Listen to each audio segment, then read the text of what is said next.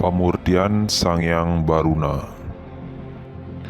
Diceritakan setelah usainya perang Baratayuda dengan kemenangan berada di pihak Pandawa dan mayat korban dari prajurit pihak Pandawa maupun Korawa hanya dibuang begitu saja tanpa diupacarai terlebih dahulu.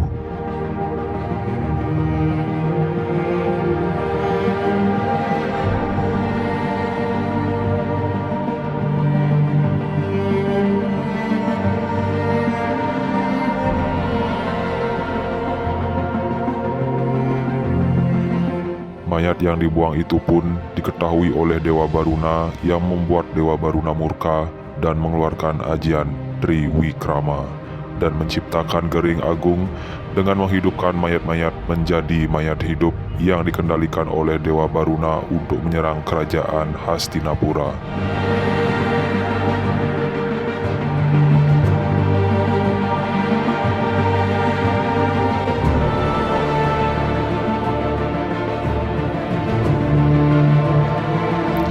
Di saat penyerangan, terjadi sedikit perlawanan dari pihak kerajaan dan dalam pertempuran Dewa Baruna muncul dan bersabda bahwa mayat-mayat korban perang itu harus disucikan terlebih dahulu.